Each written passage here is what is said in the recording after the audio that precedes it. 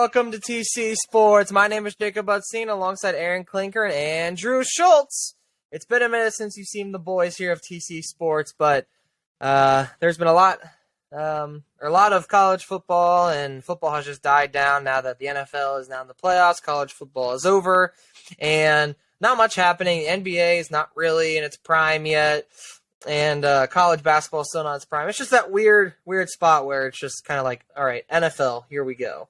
So it's been a minute, but now that we're past the prime of football and the meat of sports season, we're just kind of just gonna sit here and talk for about an hour for you guys, and here we go. Boys, how you doing?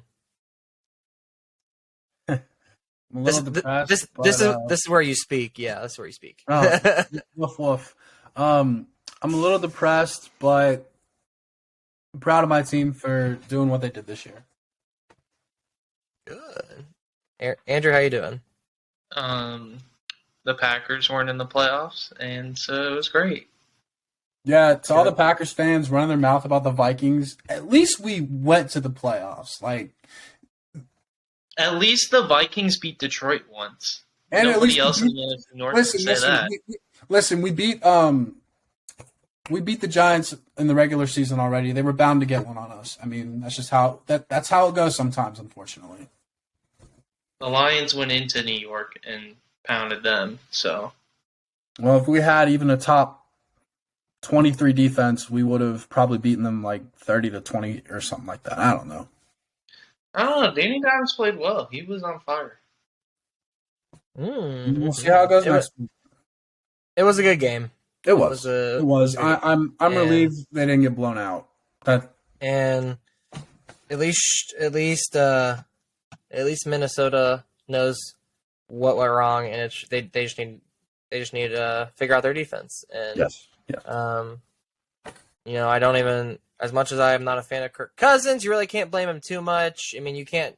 I understand you're gonna say, "Oh, why'd you check it down?" I get that, but your defense has to do something too. So I mean, I would love to see another angle on that play, because all we saw was the angle where, he's just, all he sees is TJ Hawkinson. But what about the guys downfield? Because that could have been his best option at the time. Honestly, right. Kirk played a really good game yesterday, and unfortunately, with how the media is towards him, they're going to be just looking at that one throw. They're not going to look at him going 31 for 39 for 270 yards, 2 touchdowns, no interceptions, no fumbles. I want to say his QBR was 110 or something like that. He played a really, really clean game up until that point. And it is unfortunate that no one is going to want to talk about that, because the media likes to meme on Kirk. Let's be real. I mean, I thought he played well. I mean, he kept them in it. He didn't make any glaring mistakes. Mm-mm. And at the end of the game, he gave it to his guy on one-on-one, and TJ Hawkinson wasn't able to make a play at the end of the day. And you can say, why are you checking it down? But, I mean, if you look at him and he just chucks it into quadruple coverage and let's say gets picked off, you're going to hate on him for that too. So it's not it's a lose-lose situation for Kirk on that play. I mean, he gave it to his guy hoping he breaks a tackle. If Hawkinson breaks that tackle, it's a first down. And Hawkinson was having a really good game too. That's also the crazy part. He had 9 receptions for 126 yards, and I think he caught a touchdown, I don't know. Maybe it just, I don't know. It is what it is, though. I'm proud of my team, and yeah.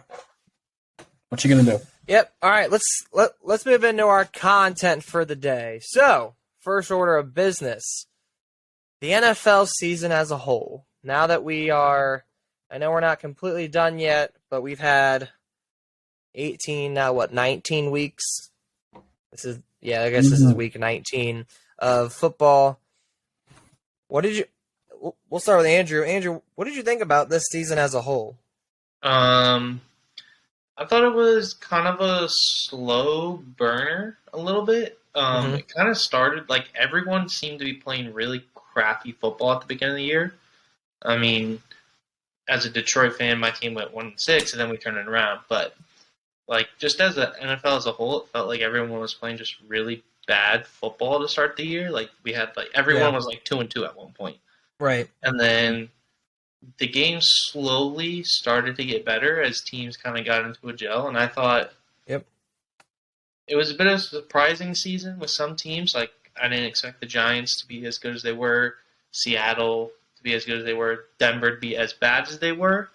So I think it was very eye-opening, and I thought it definitely started off slow, but it got better as time went on, and I thought it was a pretty good season. Would you consider it an underwhelming season, I or wouldn't about an consider average? it underwhelming.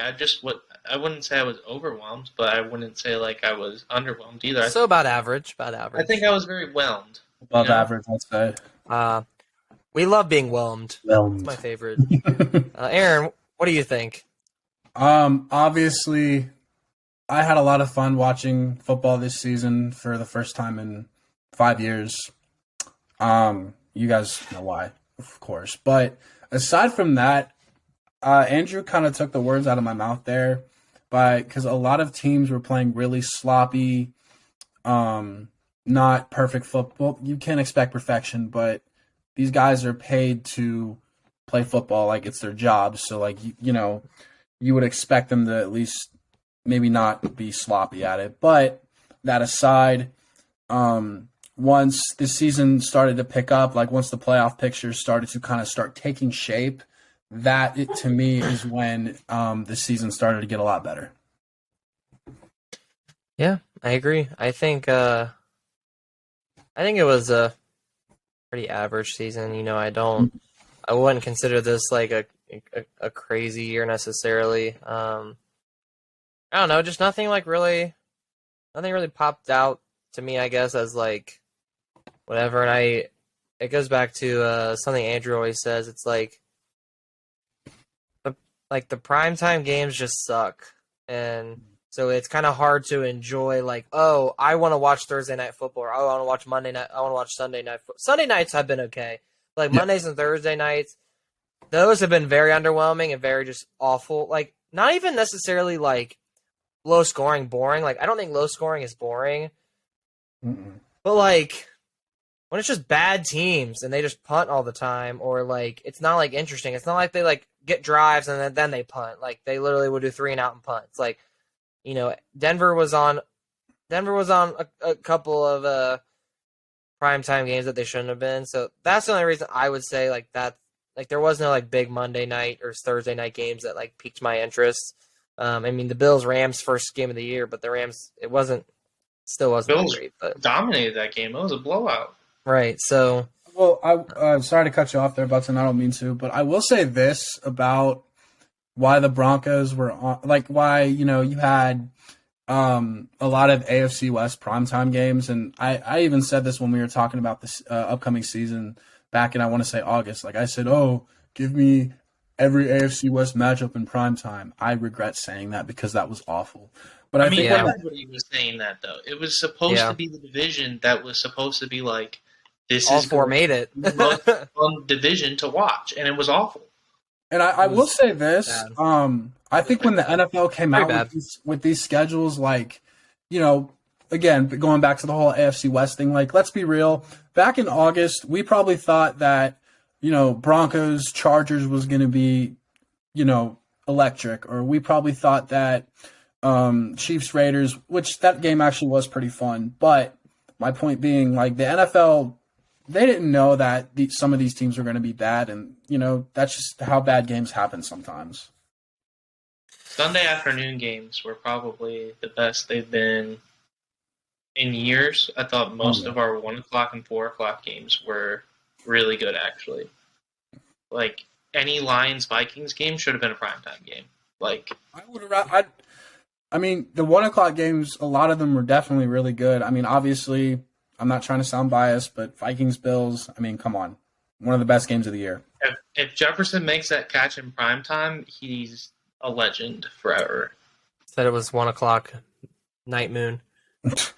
The 1 o'clock or the noon nightmare is. And that's where the whatever. Vikings lost against the Giants, because it wasn't a 1 o'clock game. The NFL knew. The NFL knew they couldn't let them play at 1 o'clock because they probably would have gone to the Super Bowl. Jesus. That's Then not they went up. They would have haven't gotten past the wild card round because there's no more games at 1. They're all 3 or 6. Dude, I didn't expect them to or get past 4 the or wild 8. card, so yeah, Yep. it is what it is. All right. Well, we might come back to that. You never know. We'll see about the NFL. Let's move on to college football.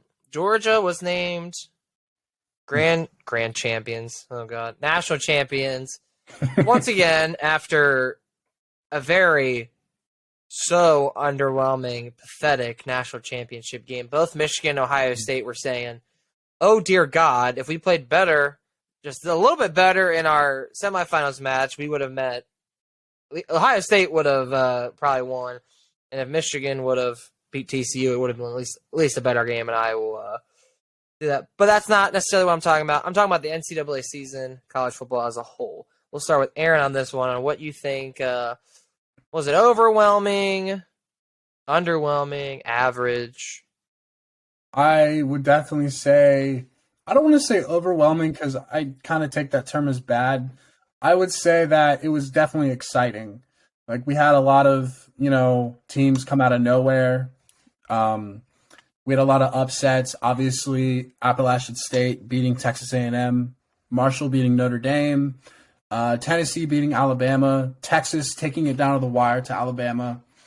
LSU beat a lot of games. A lot of games I'm talking about involve Alabama, ironically, but this was probably the best season of college football I've watched in a long time, at least for me, because of how much parity there was. Like, we didn't know week to week, oh, this team's going to sneak into the playoffs. Oh, this team's going to do it. This team's going to win this game. You just never knew with every Saturday, and it was awesome. Andrew? I thought it was a great college football season, actually. It seemed like from week 1 until the final regular season, there was a great game, at least one great game every week, it felt like, other than maybe the second or third weekend in September. But the you SEC start off, Week 11 matchups. yeah. But game you start one off with matches. West Virginia Pitt, which was my game of the year, and then you just bounce from game to game to game, and it was just and then you had LSU Florida State on opening night as well. There are so many good games, and I don't think anybody was going to beat Georgia in the national championship game. I think even if Michigan didn't give the game to TCU, Michigan would have gotten destroyed. I don't know if it would have been that much, but I don't think anybody was stopping Georgia. I think 2023 season, though, will actually be even better than 2022, just because now it's, instead of a bunch of first-year head coaches, now you have all the second-year head coaches. And you have teams rebounding. You have teams reloading. What is Georgia going to do without a 26-year-old grown man playing quarterback against high schoolers? I think they'll be fine. What is Bama? What is Bama going to look like without Bryce Young? What is Tennessee going to look like without Hendon Hooker? What is Clemson going to look like with Garrett Riley as their new OC? What is Michigan going to look like? What is Ohio State going to look like with the new quarterback? What is the Big Ten West going to look like? There's just so many. It's the last year of our 14 playoffs, and it's going to be. I think it's going to be a great season. I think 2023 is going to be even better because of what happened in 2022. I agree with everything you all said. I think, I just think it was a good season. At least in regards to my team, it was the most successful year they've had in program history. For some reason, I felt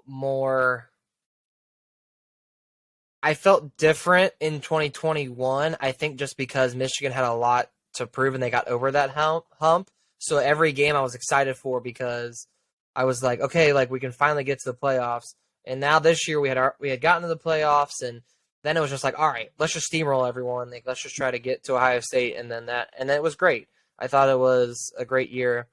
What I love for the future of college football is that I think the era of super teams is done. I think last year's Georgia team might have been the last one, now that we'll be heading into year 3 of NIL. It's leveling the playing field. You can have all these recruits at 5 stars, but you know what, Georgia?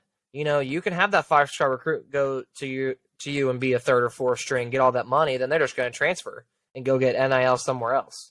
So absolutely, money talks. That's why I'm like recruiting matters if you're replacing a 5-star with another 5-star, but if you're bringing a 5-star in to be a 4th string, they're just here for the money, and that's about it. So I think for the future of college football, now that there's going to be a 12-team playoff, it's great for the sport. And I think, honestly, eventually college football is going to turn into like a minor league NFL at this point. They're just going to eventually branch off from Power 5 to Group 5, and that's just going to be levels like AAA, AA, AAA, AA, and Single A. And I hope it doesn't because I like where college football is, but I have a feeling that's where it's going to be. I just thought it was a great year in college football. I don't mind it if it does turn out like that because I think it's kind of where it's been at for years anyways. And I think, if you're a Group of 5 player or even a SCS player, like if you can play ball, NFL scouts will come no matter what. Right. But I think there's always been levels to college football, and I don't think NIL is going to change that. I think, if anything, right, like you said, it does level the playing field. It's going to make things more interesting, I think, because we saw Texas A&M, the only thing they led this year in the country was players in the portal. So, yep. And they were the number 6 team in the country. So clearly, preseason rankings don't matter. It should come out after week like 4 or 5. As I say, week 8. Well, that's Get into when conference play first. That's when the college football playoff comes into play. Who cares? So, I agree, but it's all for promotion. So either way, you still got to play the game. So yeah, that's college football. Next up, Ryan Day. This is like a 2-parter. Ryan Day giving up play calling duties to Brian Hartline, now being offered as the Ohio State offensive coordinator. Good or bad for the Ohio State football offense and their program in general? We'll start with Andrew because I'm sure he has something to say about it. Has he officially given up the play calling duties? Yep. Has he officially said that? He had. It was announced by Kirk Herbstreit because Ryan Day had said that, and then because I don't think there really was an offensive coordinator, and if there was, no, it was just Day calling plays. Or no, I'm sorry, it was Kevin. Wasn't Kevin Wilson? Yeah, he left. And then he left to go get another head coaching job. He was Indiana's head coach one time, but Brian Hartline was promoted to offensive coordinator. And I was just listening to Joel Klatt today, and he had said Brian Hartline will be calling plays from now on. So, I think it'll be interesting because he's a first-time play caller, I believe. So he'll have a little bit of getting used to it because a lot of play calling is getting into a rhythm, finding that rhythm, and then executing it. Yeah, and I think with their cupcakes early on, it'll be good for them to kind of get into that rhythm. I think. They have Notre Dame week 1. Could be a slip up for Ohio State. I think it's week 1. I don't know. Week 1 at Notre Dame. With Sam Hartman, brand new quarterback, new offensive coordinator. Could be Sam Hartman's in Notre Dame, and I love Sam Hartman. I think he's got a great arm. I think he's a great quarterback. So that will be, I think, an interesting game to watch. Mm-hmm. I think Hartline, we'll have to see how he develops as a play caller. But in the end, when it comes down to Thanksgiving weekend, you're not beating Michigan, so it doesn't matter. Aaron? Well, speaking as a college football fan and nothing less than that, watching Ryan Day's play calling throughout last year, especially during Michigan, all these little checkdowns and bubble screens, and just it did not work. And I'm interested to see what Brian Hartline does because let's be real. I know you guys are Michigan fans, but dude is a hell of a receivers coach. Come on. I love him as a receivers coach. I think he's done a great job. And obviously, play calling and coaching a position is 2 completely different things. But with their cupcakes come, with their schedule, because that's every team gets one or two of those at the least. I think those are going to kind of be the games of like, hey, let's figure out what works, what doesn't work, because you're not going to have to pull out your bag of tricks against. I can't even think of one that comes off the top of my head. Let's just say. I think they play Arkansas State or something like that. Okay, let's be real. You're not going to pull out your bag of tricks against Arkansas State. That would be a game where you would figure out what works, what doesn't, what gets you going into a rhythm, what, can just stall your offense. I mean, come on. But once it comes down to Big Ten play is when we're really going to see, okay, yeah, he's got potential. So I am not I didn't think Ryan Day's play calling was atrocious. I think I like what he did with the bubble screens and the check downs because one, he didn't have a running game. He has a top 5 NFL draft pick at quarterback and the best wide receiver in college football this past year. I mean, get that and Emeka Buka, crazy. Other wide receivers are insane and quick and fast. Get them out in space, let them do the work. Because I don't think really Stroud has that big of an arm. Like in regards to distance, I think he can sling the ball. I don't think he can get the distance. So I like what it's doing. But in this day in college football, you're not dealing with the size of a team this big. You're dealing with the size team of if you're playing at home, 120 kids. Because, when you're on the road, not everyone travels because you're not paying for that shit. But it's still when you're 70. at home, it's still 70 on the road. Yeah, it's I think it's 85. I think you get to take because you have to have 85. I think scholarship players. So I think you take all the scholarship players. I think is how that works. I don't fact check me on that or don't take my word for it. So I think him getting rid of the play calling duties is great for his team because he can be a manager. That's what a coach is. You coach through the week and then you manage on game day. The other coaches are doing their specific jobs, and then you have to oversee doing those specific jobs. So you can't call plays and then manage every aspect of the game. That's why I think his clock management was not the greatest. So I think it's a smart move considering now he doesn't have a quarterback. Like he has one in, but now his quarterback's gone. And he might lose Marvin Harrison. I really think he's going to transfer to USC. That's not official yet. But I think it's possible, but it wouldn't shock me. Would Marvin Harrison, your last year of eligibility, you want to play with a quarterback at Ohio State who just got done beating up a bunch of high school kids, or do you want to go to the Heisman winner and be wide receiver 1 with him? I mean, and get lots of money for LA. I wouldn't be surprised if it happens. It's a little. I mean, that with Stroud declaring up until the last minute, basically.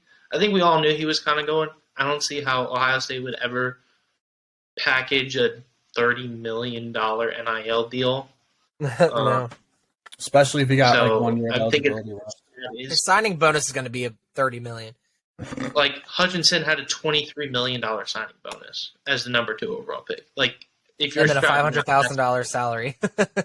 Yeah. I mean, you're not passing that up, and that's even with NIL where it is, you're not building a NIL deal that is for that anyways. Because I wouldn't be surprised if MH Jr. does transfer, though. It's a little late, though, and with Hartline as the OC, maybe he stays. You can transfer whenever, I'm pretty sure. I mean, I feel like obviously once the season starts, But yeah, that's Ryan Day. I think for their sake, I think what he's doing is great because as a coach, you deal with all the crappy stuff. When the team's playing good, it's all about the team.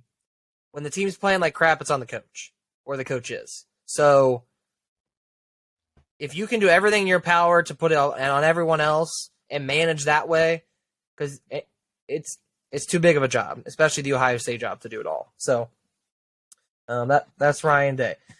Moving on to the rival head coach, Jim Harbaugh, today announcing after talking to President Santa, the president of the University of Michigan, saying he will return as the Michigan football head coach in the 2023 Team 144. we'll start with Andrew on the announcement on Jim Harbaugh in the NFL. I don't think Michigan fans themselves were surprised. I don't think any of us really thought he was leaving. I think we all kind of knew he was just going to leverage it to get the deal he deserves. Yep. And after the reports coming about Ward Manuel and Manuel, however you say his last name, and him kind of disputing, it doesn't surprise me that he was like, all right, I'm going to just do this to get my better deal then. Right. I think it'll be interesting seeing what he got, and I hope he gets what he deserves because 7L Mel does not deserve to get paid more than Harbaugh. He's Right. proven his system works and that he's doing well with it. So I think you make him a top 5 highest paid coach because he's coaching like it. So yeah, Aaron? I'm not surprised. I knew it was going to happen sooner or later. So I'm also not shocked. Harbaugh's not going to leave Michigan at least until he wins a natty. However long that takes him, whenever he does. I don't see him going anywhere until that happens. I think the media was just trying to stir up controversy to get people talking about this. And I mean, we all know how ESPN is or how First Take is or, you know, how any of those shows are. Like, they just want to talk. They just want to create controversy. They want to get Clickbait. views. They want views. Clickbait. They want likes, clicks, retweets, shares. That is kind of. But yeah, no, they just want to get people talking. And honestly, like I said, I don't see Harbaugh leaving until he wins a natty, whenever that is. I don't see him leaving ever. I mean, from what I've read and watched and understood, because whenever that's just how I am nowadays. Once I see something, I try to wait to react and hear other sides of the story before I jump to conclusions. I know originally when it happened, I sent it to Andrew and I was like, "Oh my god, I'm done with this." But I was like, you know what? Let's wait and let's just see what happens. Wait till it's from Harbaugh's mouth, or even the president or the AD. And I think Harbaugh flirted with the NFL, which you guys, one of you may have said this or not, but he's flirting with the NFL to put our AD in a situation to where he's flirting with the NFL to put our AD in a situation where the fans are saying, "Come on, AD!" Like, he's trying to leave, give him what he wants, and and then Harbaugh's like, "Yeah, give me what we want." It's like 900 million people against one, and Ward was like lowballing Harbaugh and not giving him what he wants. Here's what Harbaugh wants. If this could happen, Harbaugh would be the athletic director and the football head coach, if he wanted to. You know exactly how Bill O'Brien was in the Texans, GM and head coach? That's what Harbaugh wants. He wants full control of his team. He does not want someone else telling him how to run it. And he wants to feel valued money-wise. Mm-hmm. And I think that was all it came down to. He wants someone. I think Ward is a little bit down Harbaugh's throat about how Ward wants things run. And Harbaugh's like, "Dude, I have the second best record in football behind the two-time national champion the past 2 seasons. Like, get out of here. Like, don't try to lowball me with this contract." And then Santa came in and said, "Oh no, oh no, oh no." Get it? Santa, oh no. Ha ha ha. Santa pulled up his big boy pants and said, "All right, listen, we're bringing in the big guns. Harbaugh, you're staying. Let's go win a national championship." And that's all I think it is. I think Harbaugh. I know Harbaugh said last year he's like, this is not a one-time thing. I think it was a this year thing because I don't think him and our AD mesh well. So I think he's just trying to prove, okay, give me my $8 million a year contract back after I made cuts because I know I sucked, and then that's how that happened. So, anything else to add on that? I think he's just using it to leverage. You said all of it. Sweet. You're not going to not take a call from an NFL owner. Like, no, you got to at least pick up the phone and just think about it. Yeah. Exactly. Okay. now we're going to move on to we'll come back to a couple other coaches, but let's go into recruiting and recruiting/transfer portal, if you will. What do you think was? I don't want to necessarily say like the biggest. I guess kind of the biggest takeaway or the biggest like question mark from recruiting in the transfer portal this year. If you need to process that for a second, you can go ahead. If not, if you have it, one of you can go ahead and jump right in and talk about it. I guess I'll go. I think recruiting answered the question of Nick Saban is going to coach till he is 6 feet underneath the ground, and even then, he'll probably still be the head coach of Alabama. I think he basically put a firm standing on, hey, I am not going anywhere. Like I said, like he probably said, it was a rebuilding year. I'm coming straight back for the SEC. Right. I think Florida State made some big moves. I think they are going to be right up there for the ACC this year.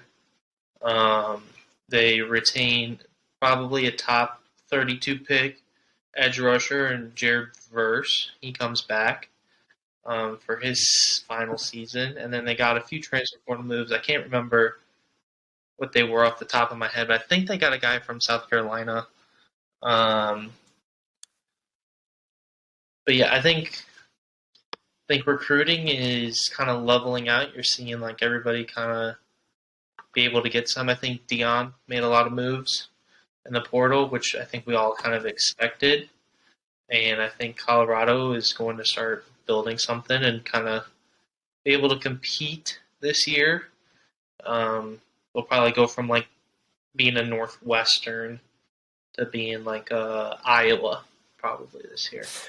Well, Colorado can only, they can only be one game worse, but they can be 11 games better. So, Right. do they only have one win? I think.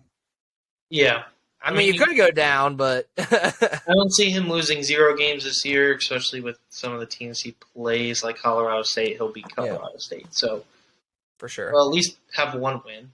He's got a tough schedule, though. He's got a tough schedule, so I wouldn't judge Deion's first year in the Power 5 too hastily. Give him 2 or 3 years. So, Aaron? Also, like what Andrew said with Nick Saban, like he's saying, hey, I'm still here. Like, we may have not made the playoffs this year. We may have not won a natty. We may have not. Wait, no, they didn't win the SEC either. Like, they didn't do their usual. They didn't do their usual Alabama things. If you guys know what I'm getting at here, but he clearly has. He hasn't said it. He has shown, like, hey, I'm coming. Like, Michigan State fans may say Tuck's coming. Saban's coming. Tuck running. Mm-hmm. Saban's running. He's going to be running that SEC this year. Although I don't know if he will, but we'll see. Okay. He'll probably win his division. Recruiting and the transfer portal the transfer portal is just free agency, and recruiting is just like a draft, the NFL draft. It's just its own little version of how it's done. Oh, yeah. And I think you had some surprises this year on recruiting. I think you had some not so surprises on, where people landed. Again, Bama and Georgia getting all of the 5-star recruits. And I'm sorry, yes, as if I knew Michigan had the number 1 recruiting class, of course I'd be mouth drooling all over that, ready to go. But at the same time, I like where Michigan is, not only having 1, if any, 5 stars. No, we have a 5-star kicker.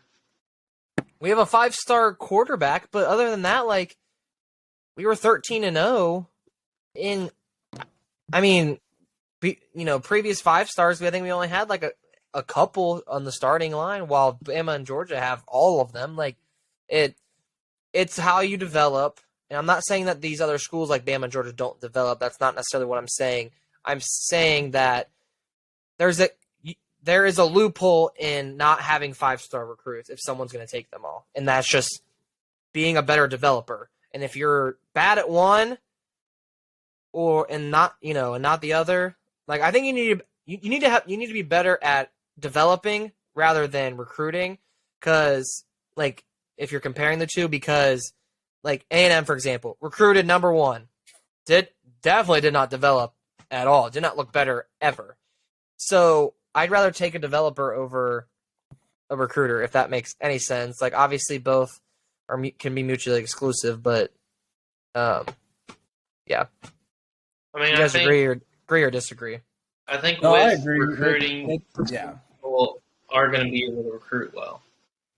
Just the way. I mean, you can suck ass at recruiting, but if you can develop the players that you have, just because a player is a 5-star recruit doesn't mean they're going to play like that. I'm sorry. I mean, we've seen that with a lot of guys who, like for example, I'm drawing a blank on this guy's name, but he went to I know he committed to Ohio State, and then he ended up at Nevada, and then he just. Yeah, Tate Martell, dude was what was he, a 4 or 5-star recruit, one of the top quarterbacks in the country? Where's he at now? Yeah. It doesn't matter. It doesn't matter how many stars you have in front of your name. It matters if that team, that coaching staff can develop you the right way. I feel like you see that more often with 5-star in basketball underperforming, I think, because there's just less players. So it's hard to there's less to pull from. So that's just how I look at it. Okay. And have you had any more to add on that before we move on? No. Yeah, I'll just say at least in Michigan's point of view, they were so bad for so long, you're gonna have the reputation tarnished, and it's gonna take a while to build back up to what a Georgia is. Georgia, you go back to Kirby Smart's first few years, it took him 6 years to win a national championship. And Georgia was not in the best place when he took over. Georgia was a solid team, but it wasn't like they were, Georgia recruited me, now I have to go to Georgia. Mm-hmm. So I mean, if you can develop, the recruits come eventually. It's funny you end on Kirby Smart, because the next person we're going to talk about is Kirby Smart. I want to talk about him and the future of Georgia, but also them together.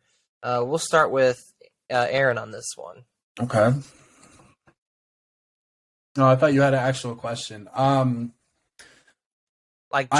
thoughts on what are your thoughts on Kirby Smart and the future of Georgia, and where you think they're heading, and him as well? Honestly, I know they just won back-to-back national championships. Excuse me. I don't know why I can't talk today. And I know, that's not an easy thing to do. It is extremely hard to go back-to-back. And that is an accomplishment all on its own.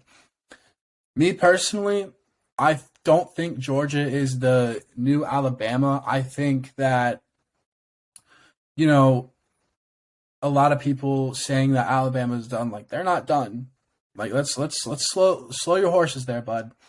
Or slow your roll, however they say it. But in terms of Georgia and Kirby Smart, I think when it's all said and done, he's going to go down as one of the best coaches in college football. Because what he has done, it's like we said a few minutes ago.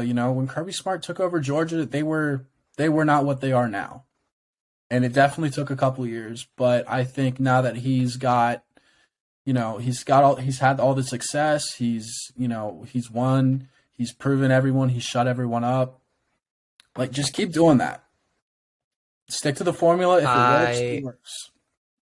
I want to get sidetracked and just say the Cowboys have taken a 12-0 lead, and no, they are not by field goals. Really? Yep, 2 touchdowns, 2 missed extra points. Are you watching? Yeah, that's okay.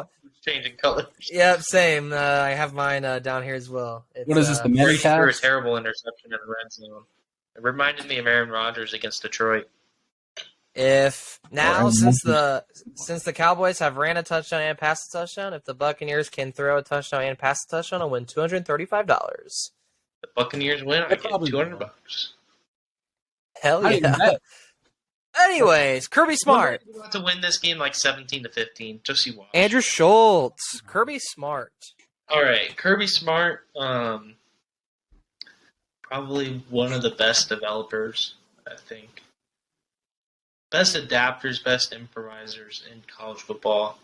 Remember, he had 5-star quarterbacks such as what was it? He had JT Daniels, right, at one point. Mm-hmm.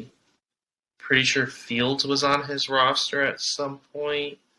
Yeah, He lost I don't think he was like a starter, but He transferred. Well, Fields was definitely on yeah. Georgia's roster and transferred to Ohio. oh yeah, State. he was. Yeah, he was. Yeah. He had JT. I only remember JT Daniels and He had Jake Stetson Bennett. Fromm, Jake Fromm. Jake Fromm, State Farm. but he loses Fromm. Daniels comes in, and then kind of doesn't live up to the hype. And then he Kirby goes to Smart's Stenson- first season, he had Mel Tucker as his D coordinator. Sorry, go ahead. Really? Stenson Bennett. I don't think by any standard he's a great college quarterback. I think he's a system quarterback. I think he fit Georgia's system so well that it ran Holy successfully. crap. And Kirby Smart was able to build that team around him. So Listen to who was on his. Sorry, I'm blanking. On Kirby Smart's first year team. Nick Chubb, Jr. Isaiah McKenzie, Jr. Riley Ridley, freshman. McCole Hardman, freshman. Sony Michelle, Jr. Maurice Smith, senior. Roquan Smith, sophomore. DeAndre Walker. Rodrigo Blankenship was a freshman. I think that's all that I recognize or care about at this moment in time. Quarterback-wise, Sam Vaughn. Jacob Eason, you remember him? yeah, he didn't do anything. He didn't do shit anywhere. So that I'll keep kind of going through the teams and I'll let you know if anything comes out. But did you have anything to add, Andrew? I think he's a great college coach. I think when we look at this era of football, he'll definitely be on the Mount Rushmore coaches from this era. The Mount Rushmores. I love that. Of this era. I go by eras. I'm not saying that's all fair. time because that's too hard to debate. Football has changed too much over time to say there's a greatest of all time at anything. So I agree. I mean, at one time, Bear Bryant was one of the greats. still a legendary coach. Oh yeah. For sure. I'm not saying. Yeah, I'm not saying that. Like we can say there are legendary But I coaches, mean, but the best of all time is certainly a debate. Quay Walker. Yeah, Justin Fields, James Cook, DeAndre Swift, Jake Fromm. Kirby Smart is an NFL factory too. He's just who else? DeAndre Walker. Yeah, I'm trying to look at the other quarterbacks. So it must have been just Jacob Eason, Jake Fromm, and then JT Daniels and Stetson Bennett. That's about the quarterbacks that he's had. So he hasn't really had crazy quarterbacks, but he's had like George Pick. He's had good everything else. Mm-hmm. Trayvon Defense. Walker, the first overall pick last year. Literally. So he develops like crazy. I mean, no one even knew like DeAndre's. I mean, you could say DeAndre Swift was a nobody, but I mean, not really. But you understand what I'm trying. You catch my drift. As George is becoming an NFL factory, basically. Yeah. They've been like that for a long time, but you know. Yes, sirree. Okay, let's move on to. I guess I never said anything about Kirby Smart. So, kind of the same thing everyone else has said. I think, I don't. I know I should never count him out. I don't think they'll have as good. I don't think they're going to three-peat. I really don't think they're going to three-peat. I do not think they're going to win 3 in a row. I think they're going to have a so-called down year, kind of like Bama did, and still ended up 11-2. I think they're gonna have like that kind of same season. At most, they'll lose 3 games. I don't see them going any farther than that. I could be. My mind could change after week 4 after I watch them. But hell, after they played Kent State, I literally said, "Oh, Georgia ain't repeating." And then look what they did to everyone. So, you know, you never know. But as of right now, I don't think that's going to happen. Who I think that's going to be, couldn't tell you. Honestly, I could not make a pick for who's going to win next year because, recruiting's not done, and spring ball hasn't happened, summer conditioning hasn't happened. I'll know more as we get to that. So next up, another rival in the SEC to Georgia, Alabama, and Nick Saban. Nick Saban is the topic. I do kind of have a question for this. How much longer will Nick Saban coach college football? We'll start with whoever wants to go first. I gotta be honest, I don't really have a timeline for that, but I could see maybe by the end of this decade, at the very least. Maybe try and win a few more Another natties. 7 years. Yeah. I mean, okay, yeah, obviously 7 years, but he could very well coach up until 2035. We just, honestly, I have no idea. 12 years, dude, be 80. 80, he'd be 80. I think he'd be 80, 82 exactly, actually. No, he'd be 87. Oh, yeah, no, he's... Okay, I now have a timeline for this. I'd say by 2030, he will be retired. I'm sorry, he's 71. He'd be 83. Oh, well, okay, by 2032, he will be retired. How many natties he wins then, who knows? Right around the time Mike Hart takes over for the University of Michigan, just to play Notre Dame his first year and beat him. Oh, wait, yeah. I forgot. You guys are playing Notre Dame in 2032 or whatever. Aaron, if you want to finish, the question was how much longer do you think he has, and do you think that he'll bounce back this next year? No, absolutely. Nick Saban. I've seen this before when Bama has a quote-unquote down year, which for a lot of teams that'd be the best season they've had in program history or the best season they've had in a long time. I think he's going to come back with vengeance. Then again, it's hard to tell right now with, recruiting still going on and transfer portal still being figured out and just kind of everything. Right. It's just way too early right now, but I definitely see Bama going at very least 12-1 because they're going to slip up. So obviously Alabama's ceiling is going to be a national championship. I still don't think that's out of the question. What do you think their floor is? Probably what they were this year. 11-2? Saban's not going to tolerate a losing season. Okay, losing season would be not making a bowl game. You know what I mean? Or making a bowl game at 6-6 and then losing that. But I'm sorry, Saban is not going to tolerate that with everything he's done at Alabama. Like, there is one goal every year with that program. I mean, this is with any program. Win the Natty. I mean, come on. All right. Andrew, kind of 3 questions. 1, how much longer does Nick Saban have? 2, does Alabama bounce back? 3, since their ceiling is winning a national championship, what is their floor? You can answer in any order you want. Doesn't matter. Saban will coach till he doesn't want to anymore. Bama absolutely will bounce back. I'm looking at their schedule. So they open the season with Middle Tennessee. Ooh, that's a tough one. Damn. Then they have Texas at home. At USF, of all teams. Don't know how USF swung that. Probably because it's in Tampa. Wait, so who are their 4 out of conference? So they have Texas, Middle Tennessee, USF, and then Chattanooga Monks. Right before Auburn at the end of the year. God. But they have Ole Miss at home. They have Arkansas at home. They have Tennessee at home. They have a bye week in LSU at home. And then they have Auburn, Kentucky, A&M, and Mississippi State at home. Or on the road. So they have 8 home games? 2 games.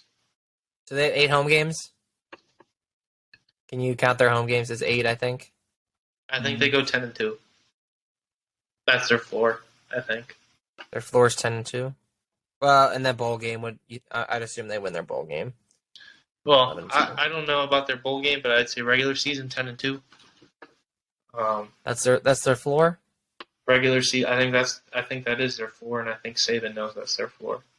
So I think with the teams they have at home, where's the Iron Bowl? Is it Auburn. at Bam? It's It's at Auburn. Okay, I could see that one being a trick one, just because it always is when you're on the road, and with their new coach who will probably make Auburn at least somewhat relevant again. I wouldn't I'm not saying on a national level, but at least in the Iron Bowl. I think that Saban has 7 years max left as a head coach, barring any unforeseen circumstances. I don't need to go into detail. I'm sure we can catch what I'm kind of trying to say. But I think he has 7 years max left. I think he'll be successful until he leaves, but I think at this point, he's eventually going to call it quits. I think he has 7 years max. So what year is it, 23? He'll be gone by 30. Or at least he'll, whatever. He'll retire after the championship in 2031. So, I think Bama will bounce back.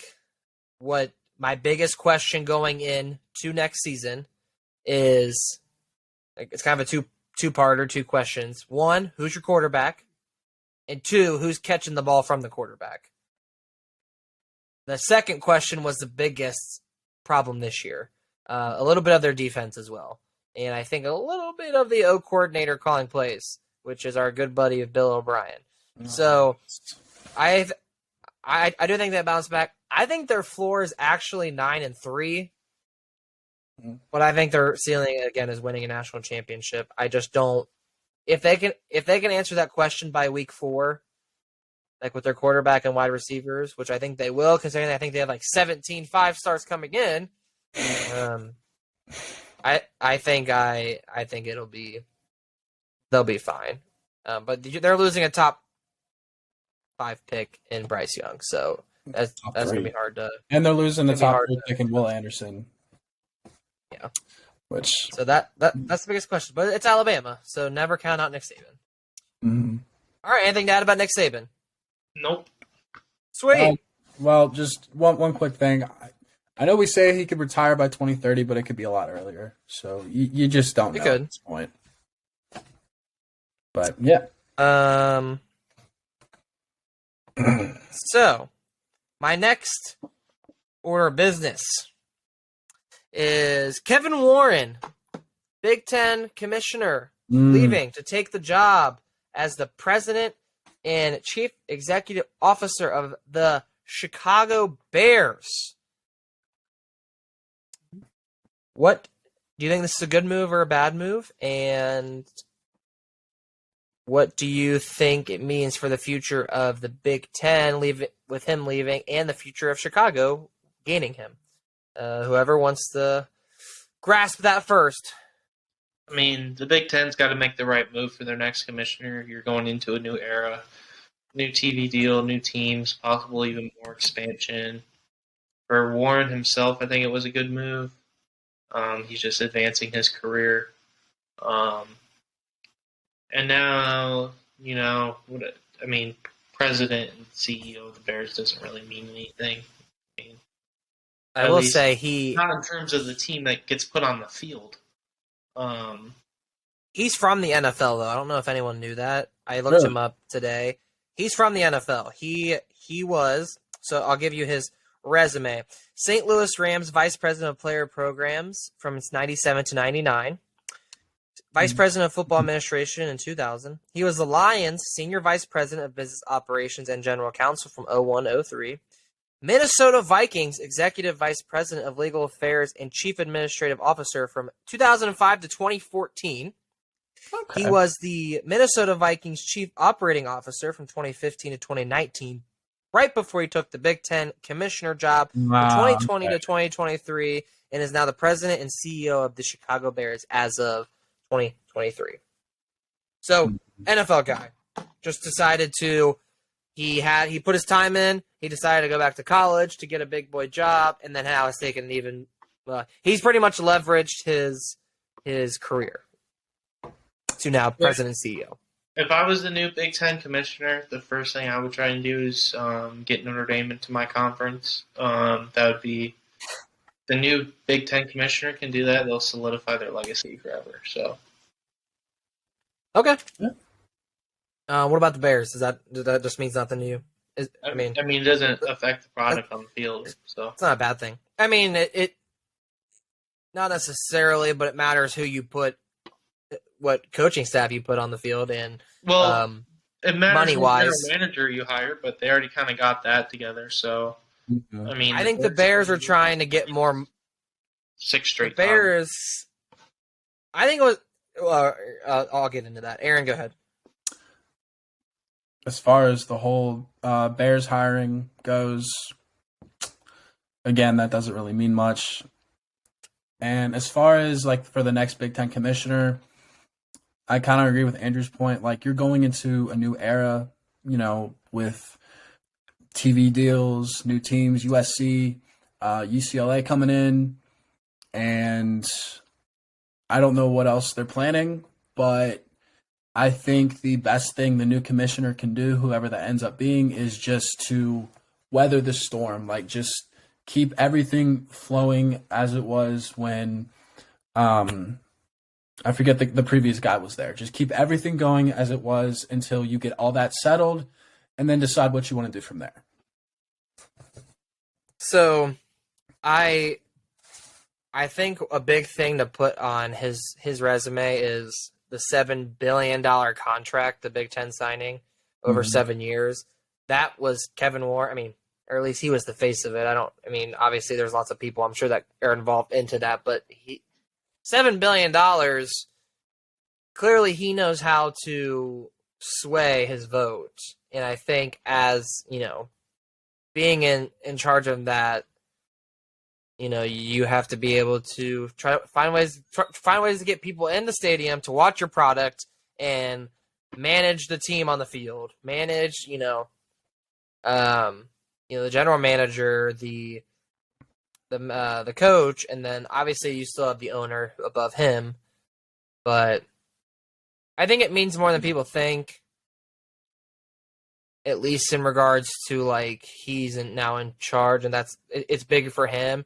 It means nothing to like the random. I mean, even us fans, like it really doesn't mean anything. But in regards to like in-house front office, like that matters. He has a say in who they draft, and he has a say in this. Like, really, that matters. So, in regards to the Big Ten, I think, in my opinion, getting someone new is good. I don't think a lot of people cared for him in the Big Ten. I think he did what he can do, but I think this was just a placeholder for him. I really want to find someone who is really for the Big Ten and trying to get the Big Ten as the best conference in college football. And realistically, on that level, it's like Andrew said, you can't put the product on the field being the commissioner of the Big Ten, and it's not even really football in general. I mean, it's all sports. I want the Big Ten to be looked at as the best conference in college football and basketball and all of these sports. I think it starts with the head of the commissioner not doing dumb things and putting dumb sanctions and coming up with dumb suspensions for like the Michigan State thing. Blaming that all on Michigan, saying we didn't have enough security. Okay. We didn't need someone to hit our players with a helmet either. So, like, I understand you suspend them indefinitely, but that was all on Kevin Warren, and I think he handled that situation poorly. I think he's handled other situations poorly as well, and I don't know, I just don't. I liked him, but anyways. Anything to add? No? More to add. I think You're the next Big Ten commissioner, like Klink said, weather the storm, and then I would focus on getting Notre Dame and honestly, Kansas into the Big Ten. If I was the next commissioner, just because you get those two schools in, Notre Dame's a big moneymaker, and Kansas with basketball. Like, imagine saying, like, We don't know with you football want to yet. solidify yourself across all sports, get Kansas in, and you have an instant championship contender for basketball every year. True. Can't This say that is- with this is football very- right now. very Not true. yet. All right, so a couple more things, unless you guys have anything else more to add about that. I think that's about it for that. I like the idea. Of getting Cool. Kansas in there. I can give you a little bit of time to think about it, but I want your way, way too early top 5 in college football. Who? Okay, let me rephrase how I want this. Who do you think wins the national championship next year? Who do you think's the runner up? And then 3, 4, 5. Who are the 5? Who end up being the 5 best teams in college football next year? Is my question. All right. If you need a minute to ponder on that, I can play some light music. Nope. I was thinking about it today, actually. Sweet. Andrew and we think alike. Actually, Apparently. I have a lot of time at work, so I When it was comes just to sitting there college and football. pondering, Okay. listening to content. Oh my God, the Cowboys scored again. All right, so here's my top 5. Way too early, obviously. I'm going Georgia number 1 until otherwise dethroned. I am going to go. So you think they're going to three-peat is my question. Hold on, let me get there. Michigan number 2 going into next season. I'm going to go Florida State at 3, Alabama at 4, and Ohio State at 5 is my way too early top 5. I think the national championship game will be between Michigan and Florida State, with Michigan winning it all. And Brett Maher just missed his 3rd extra point. He missed the 3rd one. He's cut. Brett Anyways, Maher is sorry. single-handedly keeping Tom Brady within a 3-possession It game. was 3 either way. Oh, shoot, that's funny. Anyways. Brady's about to come back and win 21-18. I would not be shocked. All right, so you said Georgia, Michigan, Florida State, Bama, Ohio State. So that's how you think it's going to end next year. That was my question, not how it's going to start, how it's going to end. Oh, I think that, if obviously how it's going to end is Michigan, Florida State, Georgia, Bama, Ohio State with Tennessee looking on at 6. Okay, Aaron, because you have not now that you've had time to ponder. Well, obviously I got Georgia because they just won the national championship, and I'm just going to stick with them until proven otherwise. I have Michigan at number 2 because of how many starters they're returning. And I think it ended up being 15 of 22. Yeah. In total. Andrew, we have the same.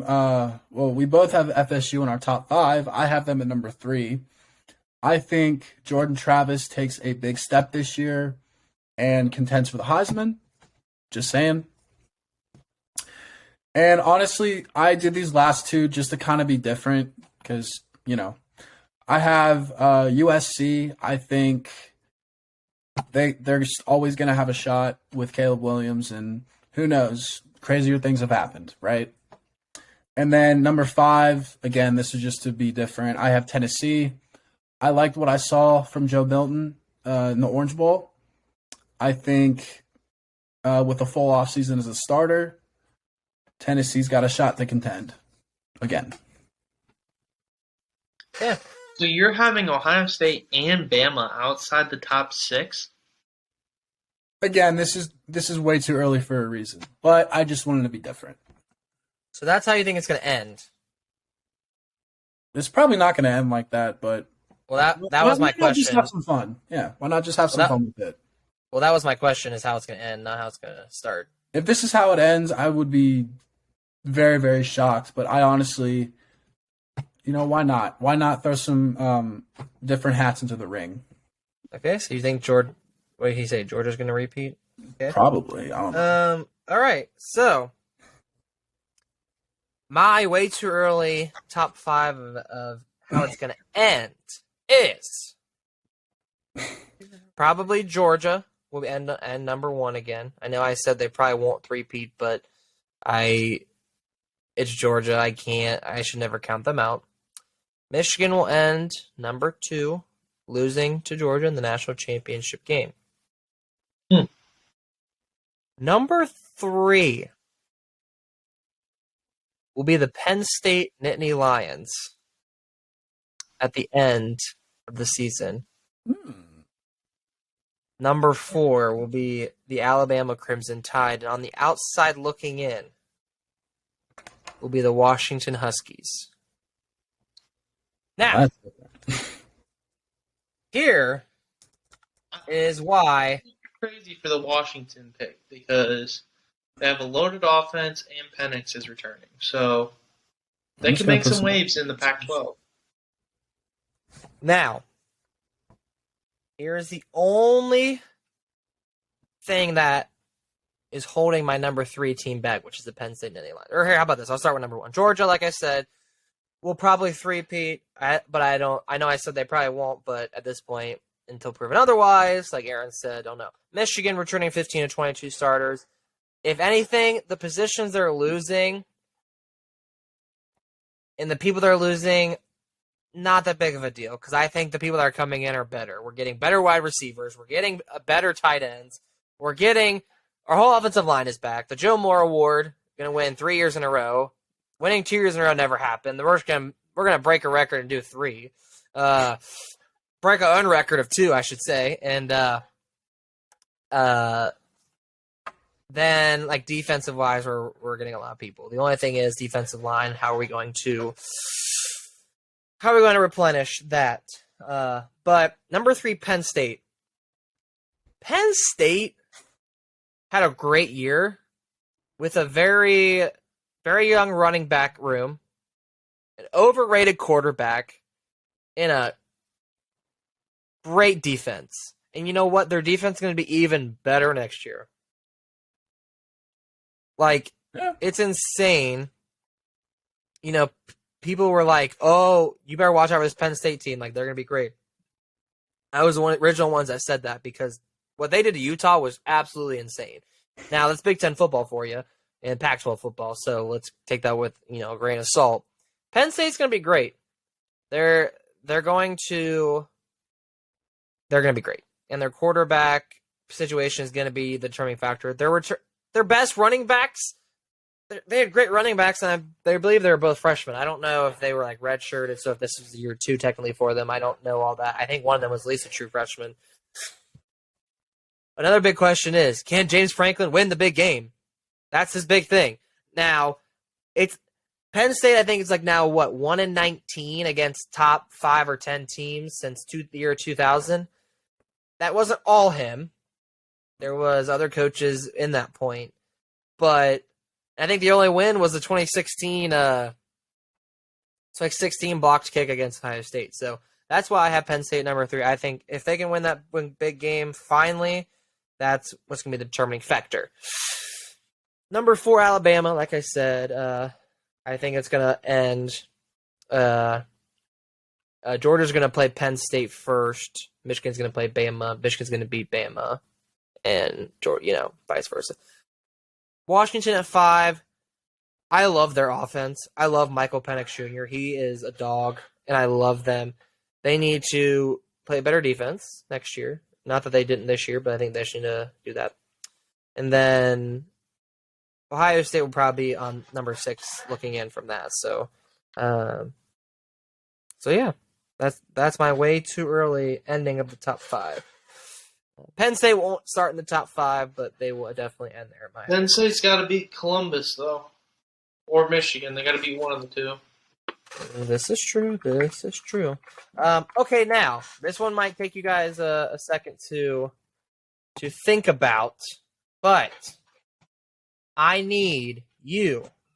Yes, okay, this is a new topic. I need you to give me, starting at pick number 5, which goes to the Las Vegas Raiders. I need you to give me 5, 4, 3, 2, and 1, and how that will end up So you want me to go Heading back up. from 5 to 1? Correct. Okay, hold on. I'm sorry. I think I said that wrong. I was not looking at the right thing. You want me to go 1 Um, through 5?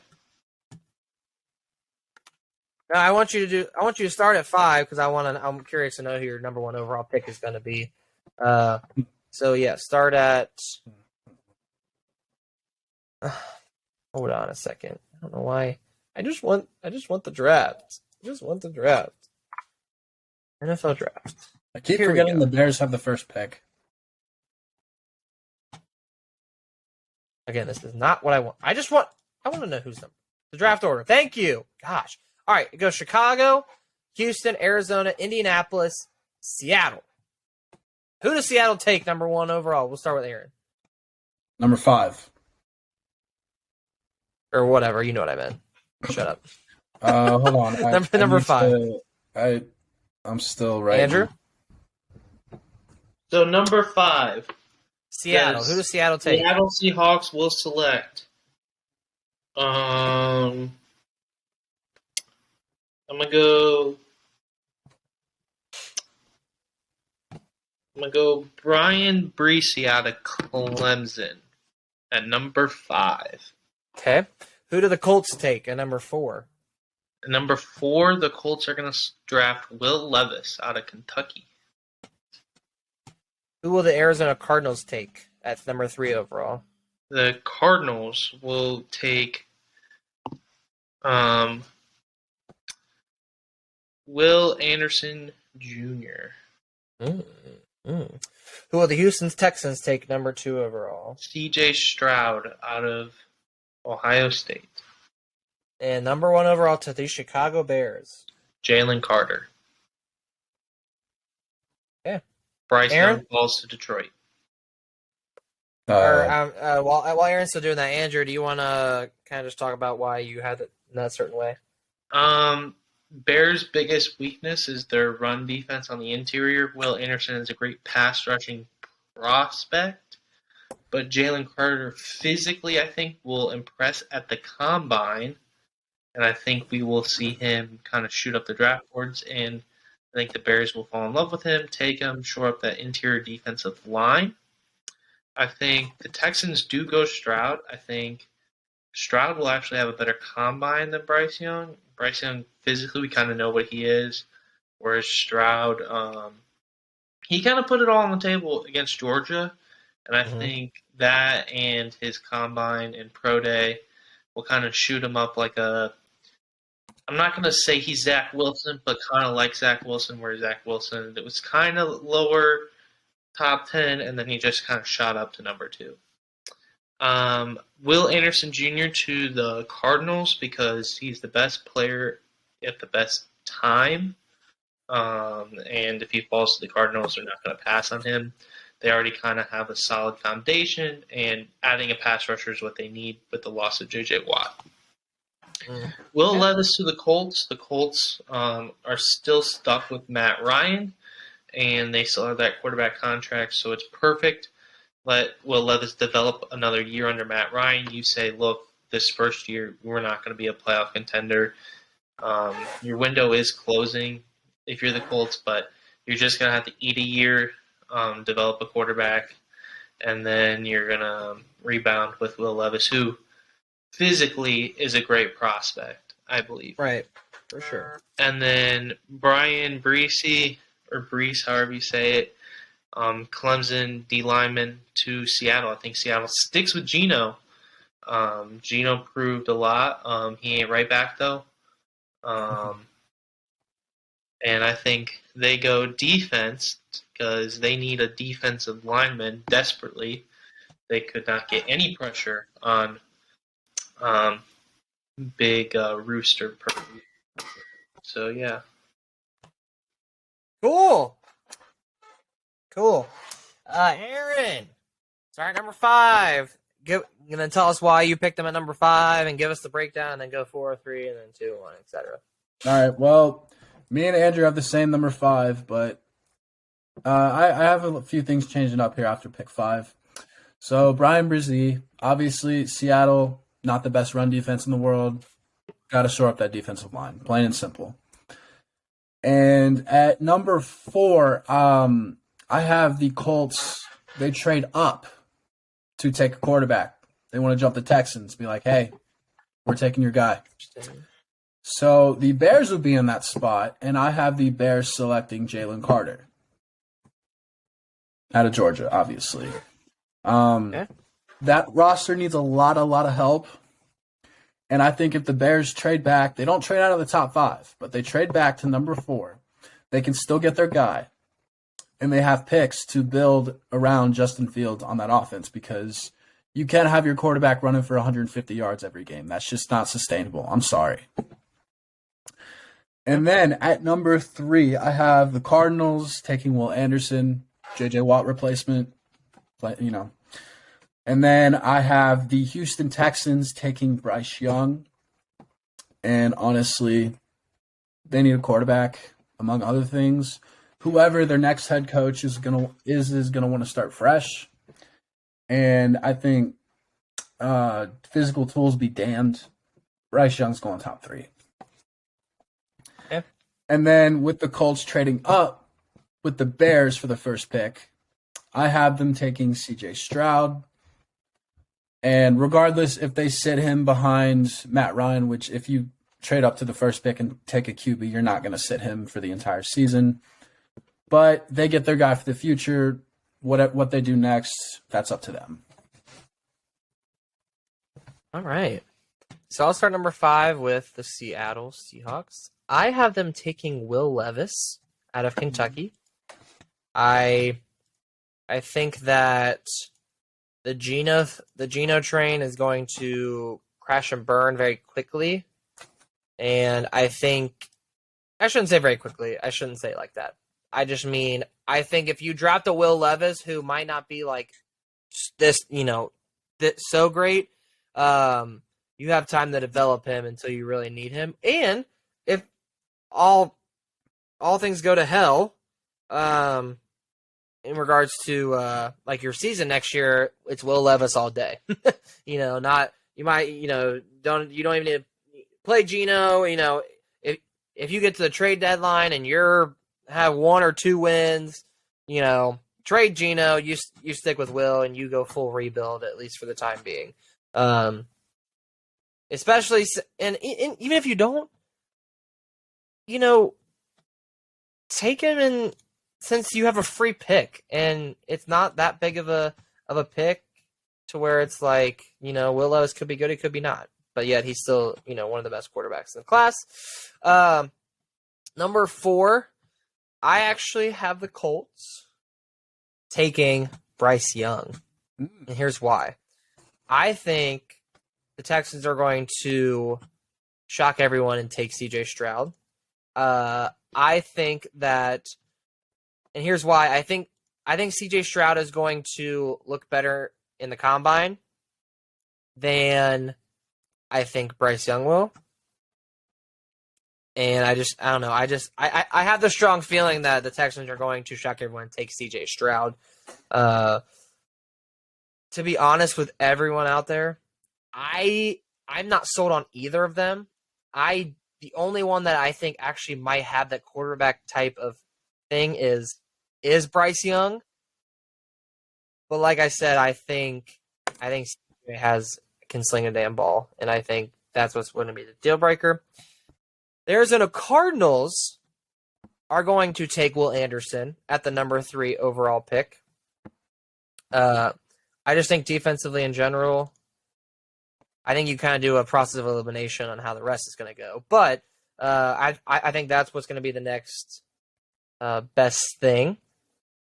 And you just can't pass up Will Anderson. I know you need more line, but put that man on the edge.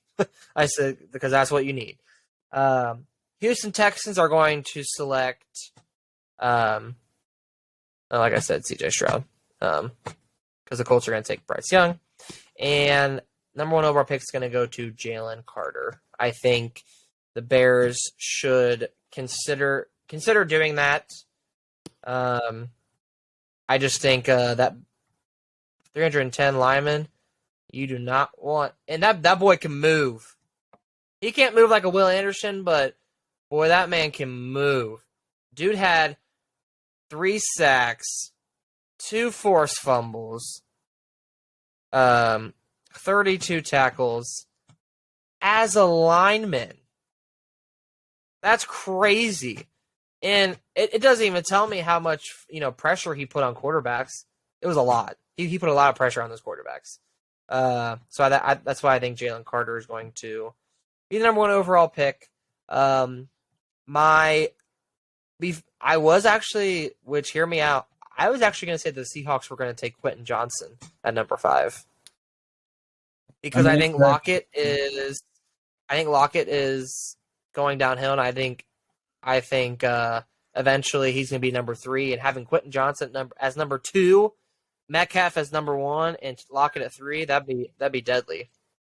But it also depends on free agency. Free agency is also a determining factor before the draft. What if for some reason the Texans blow everyone out of the waters and go get Lamar? It ain't gonna happen, but it's crazy. It could happen. What Texans go get Lamar? Well, that number 2 pick is changing. It ain't gonna be a quarterback. Trade out of that 2 pick and build up a team around Lamar. Or hell, the Lions trade Jared Goff for the number 2 overall pick, and then they select Bryce Young. I think you're playing too much Madden. The Texans may be dumb, but they're not that dumb. They may be dumb, but they're not stupid. So yeah, do you have any thoughts? Just for the fun of it, as a Lions fan, who do you guys think the Lions are going to select at number 6? We'll start with Aaron first. Yes, Aaron, the Lions fan, as he's well known. I don't know. The offense is set. Let's be real. I mean, maybe you shore up the right guard position and the mid-round picks. I don't know, man. That offense is set. Honestly, they don't need to take a quarterback at number 6. I can tell you that right now. Yeah. I could see them taking Christian Gonzalez, Keely Ringo, a corner, if you guys get my theme here. Or I could see them taking a D lineman. Hell, if Brian Brzee somehow falls to number 6, I could see the Lions taking him. I could see them taking. I'm trying to think. Okay, my top 3 for the Lions would be Ringo, Gonzalez, and then Brzee if he falls to 6. Let's just go that. Yeah. Andrew. Realistically, I think the Lions will be taking Tyree Wilson, the edge / D lineman out of Texas Tech. If Bryson falls to 6, don't be surprised if the Lions trade back, actually, and allow a quarterback-hungry team like, say, Carolina to come up and get him. Or don't count the Lions taking Bryce Young at 6 either. I know Holmes has said Jared Goff isn't a bridge quarterback, but when a guy like Bryce Young falls into your lap, it's kind of hard to pass up. So I think Detroit's actually probably in the best position because one of the top 3 quarterbacks has fallen to us, and we're probably going to be able to trade back and get a lot more picks and build up our defense, which desperately needs it so we can secure the North next year. I was actually thinking about that today, Andrew. I was literally thinking, we got a gift from LA. Let's make it a bigger gift. The best thing would be for the Lions and the Rams to meet in the NFC Championship next year. But so do you want to hear, Andrew? You might agree, you might not. You want to hear who I'm going to pick? Sure. Peter Skoronski. I wouldn't mind that, but I think he might fall back. Whatever, Skoronski. I think he could fall quite a bit, actually. I like that pick because dude's a stud. I don't want Paris Johnson from Ohio State. Why he's even in the top 10 doesn't make sense. Michigan kind of destroyed his draft stock like they did with Thayer Munford, I think it was. Yeah, Munford from Penn State. The Buccaneers fucking suck at football. So yeah, that's who I picked. So Your boys from TC Sports were back for another episode, looking a little bit different. But here we are. We're back giving you all of the knowledge. Next week, more of the same, just topics talking until basketball gets underway more and, things go. So, again, my name is Jacob Butzine, alongside Aaron Klinker, Andrew Schultz, and with our editor, Philip Matthew Fathman. We are going to play yet.